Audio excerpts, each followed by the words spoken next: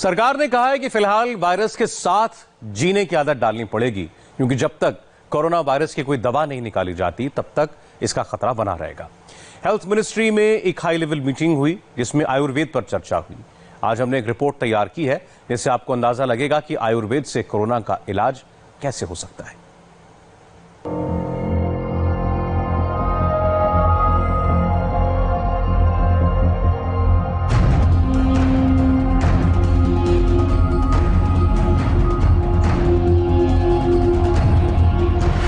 एक तरफ वायरस है तो दूसरी तरफ आयुर्वेद की ये 4 औषधियां हैं। एक तरफ वैक्सीन की खोज है तो दूसरी तरफ आयुर्वेद की शक्ति है। वायरस के इलाज के लिए अब देश के स्वास्थ्य मंत्रालय ने एक नए आइडिया को ट्राई करने की बात कही है। यह नया आइडिया है आयुर्वेदिक औषधियों से कोरोना का इलाज।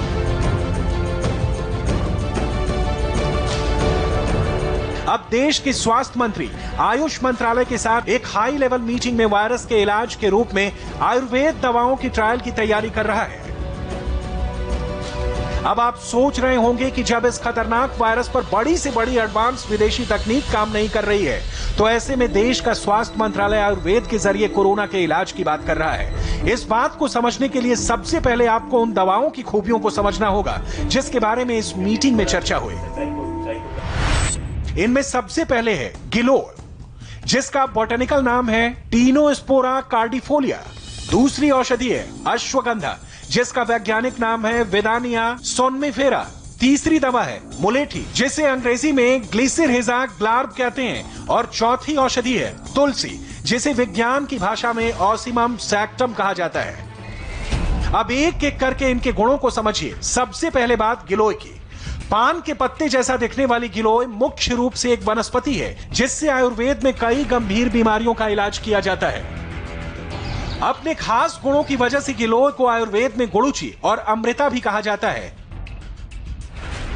गिलोय मुख्य रूप से इम्यून सिस्टम को अच्छा बनाता है और इसमें anti allergic, anti inflammatory, antioxidant और एंटी डायबिटिक तत्व मौजूद होते हैं। कुल मिलाकर मानव शरीर के हर अंग के लिए गिलोय एक लाभकारी औषधि है। गुजरात के एक आयुर्वेद विश्वविद्यालय में लाइफ स्पैन यानी जीवन चक्र को बढ़ाने की विधियों पर एक रिसर्च किया है। इस रिसर्च में कुछ मक्खियों पर 30 दिन तक गिलोय पाउडर का इस्तेमाल किया गया। आपको जानकर हैरानी होगी कि इससे मक्खियों का जीवन काल 85 दिन का हो गया। आमतौर पर मक्खियों का जीवन काल 25 से 30 दिन का होता है। बाद में इस रिसर्च को नीदरलैंड के एक हेल्थ केयर जर्नल में प्रकाशित किया गया। डेंगू और मलेरिया जैसे बुखार को ठीक करने के लिए बहुत से एक्सपर्ट गिलोय लेने की सलाह देते हैं। टाइप 2 डायबिटीज से पीड़ित रोगियों का शुगर लेवल ठीक करने के लिए गिलोय के इस्तेमाल की सलाह दी जाती है। इससे शरीर में इंसुलिन हार्मोन बनने में मदद मिलती है जिससे शुगर लेवल ठीक रहता है। अच्छी बात यह है कि गिलोय को दैनिक जीवन में भी तय मात्रा में लिया जा सकता है। आयुर्वेद के कुछ आचार्य इसे सुपर फूड यानी शक्तिशाली खाद्य पदार्थ मानते हैं। ये जो गिलोय है इसके अंदर यदि एक्टिव कंपोनेंट्स की दृष्टि से देखा जाए तो टिनोकार्टिसाइड के साथ साथ इसमें ग्लूकोसाइड होता है, इसमें फास्फोरस होता है, इसके अंदर कॉपर होता है, साथ ही कैल्शियम, जिंक और मैग्नीशियम होता है। और ये त्रिदोषनाशक है इम्यूनिटी को बढ़ाने के लिए, डायबिटीज को नियंत्रित करने के लिए, वेट को नियंत्रित करने के लिए, हड्डियों को मजबूत करने के लिए। जो भी क्रोनिक डिजीज है कोरोना का खतरा उनके ऊपर बहुत ज्यादा बना रहता है। तो जितने भी क्रोनिक डिजीज है माने blood pressure, heart problem, asthma, diabetes, obesity और किसी भी प्रकार की जो क्रोनिक डिजीज है इंटरनल ऑर्गन से रिलेटेड उनको दूर करने में गिलोय की बहुत बड़ी भूमिका है। सर्दी जुकाम कफ एलर्जी को तो इंस्टेंट बेनिफिट देती है गिलोय। इसलिए गिलोय सच में संजीवनी है। आयुर्वेद में नाम इसका अमृता है। घर में हम गिलोय, तुलसी, अदरक, हल्दी, काली मिर्च का काढ़ा ही पीते, उससे इम्यूनिटी बढ़ती है। मैंने पहले ही दिन से बताया है। अब अच्छी बात है उसको। अच्छी बात यह है कि गिलोय की बेल किसी भी मौसम में गमले जैसी छोटी जगह पर लगाई जा सकती है। यह बिना किसी मेहनत के कुछ ही समय में फैल जाती है। यानी आयुर्वेद का एक वरदान आपके घर में तैयार हो सकता है। लेकिन जानकारी ना होने की वजह से आप इससे अब तक दूर हैं। गिलोय के बाद आयुर्वेद की दूसरी औषधि का नाम है अश्वगंधा। अथर्ववेद में भी अश्वगंधा के बारे में विस्तार से बताया गया है। इसमें मौजूद एंटीऑक्सीडेंट इम्यून सिस्टम को मजबूत बनाने का काम करता है, जिससे रोगों से लड़ने की शक्ति मिलती है। सबसे खास बात यह है कि अश्वगंधा व्हाइट ब्लड सेल्स और रेड ब्लड सेल्स दोनों को बढ़ाने का काम करता है, जिससे इम्यून सिस्टम अच्छा होता है। ब्लड में हीमोग्लोबिन का स्तर बढ़ाने की वजह से अश्वगंधा बैक्टीरिया और वायरस के संक्रमण से बचाव कर सकता है। इसके अलावा अश्वगंधा में नर्वस सिस्टम को मजबूत करने वाले बहुत से गुण भी पाए जाते हैं। कई रिसर्च में यह बात सामने आई है कि यह औषधि शरीर में रिएक्टिव ऑक्सीजन स्पीशीज का निर्माण करती है, यानी इससे शरीर में ऑक्सीजन की कमी दूर होती है। कोरोना के ज्यादातर मरीजों में देखा गया है कि उनके शरीर में संक्रमण की वजह से ऑक्सीजन की कमी होने लगती है, जिसकी वजह से मरीजों की जान खतरे में आ जाती है। इस वजह से कोरोना से बचाव करने वाली औषधि के रूप में अश्वगंधा के इस्तेमाल करने की चर्चा है।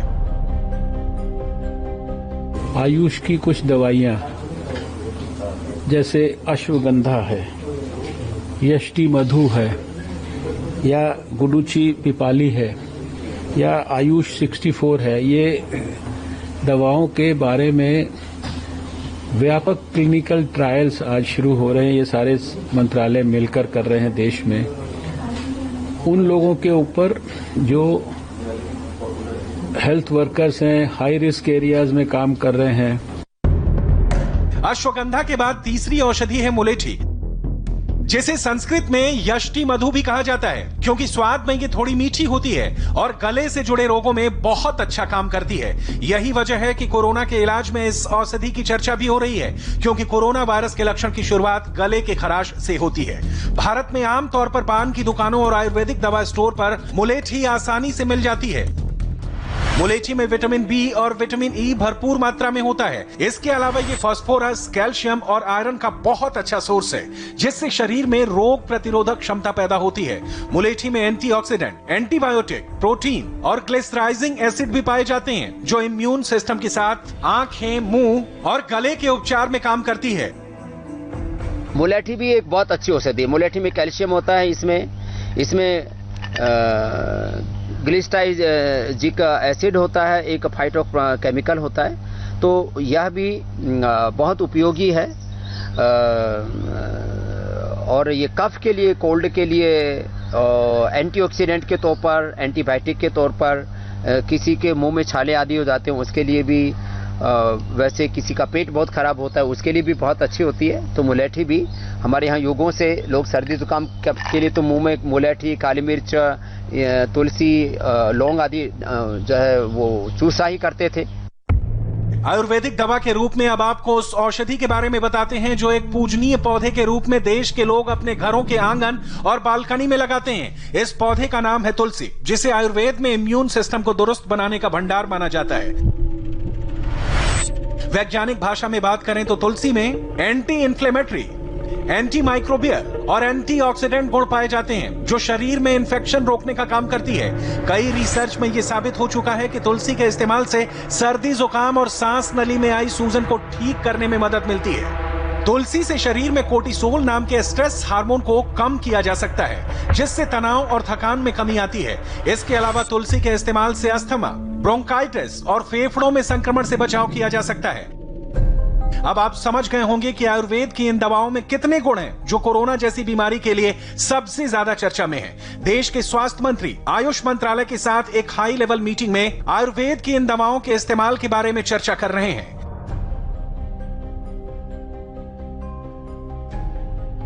इस मीटिंग में डॉक्टर हर्षवर्धन के साथ आयुष मंत्रालय के सचिव, CSIR के डायरेक्टर जनरल के अलावा भारत के ड्रग कंट्रोलर जनरल भी आयुर्वेद की औषधियों पर चर्चा कर रहे हैं। इसके अलावा इस मीटिंग में आयुष संजीवनी ऐप को लॉन्च किया गया, ताकि देश के ज्यादातर लोग आयुर्वेद के गुणों को समझें और अपनी जिंदगी में इस्तेमाल करें।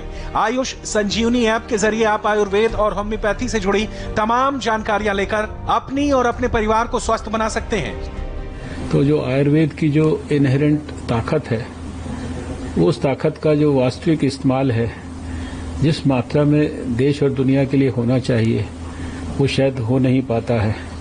और देश और दुनिया के सामने आयुर्वेद की जो सुप्रीमेसी है, सुपीरियॉरिटी है, इसको हम अब मॉडर्न साइंटिफिक तरीके से भी सिद्ध करके प्रस्तुत करेंगे। अब आप ये समझ सकते हैं कि कोरोना के बचाव में आयुर्वेद की भूमिका कितनी अहम है। वैसे बदलते दौर के साथ भारत में आयुर्वेद की जानकारी धीरे धीरे कम होती चली गई, लेकिन इसके ज्ञान के इस्तेमाल से दुनिया भर में बहुत देश सेहतमंद होने के साथ ही अमीर होते चले गए। आज से करीब 2500 वर्ष पहले आयुर्वेद का ज्ञान बौद्ध भिक्षुओं के माध्यम से दुनिया भर में फैला। दुनिया में जहां जहां भी बौद्ध धर्म फैला, वहां लोगों को आयुर्वेद के बारे में जानकारी मिली और सबसे पहले सेंट्रल एशिया, तिब्बत, श्रीलंका, चीन, जापान और इंडोनेशिया में बौद्ध धर्म के जरिए आयुर्वेद का ज्ञान पहुंचा। आज के दौर में पूरी दुनिया आयुर्वेद को अपनाना चाहती है, लेकिन भारत के लोगों में इसका चलन कम होता चला गया।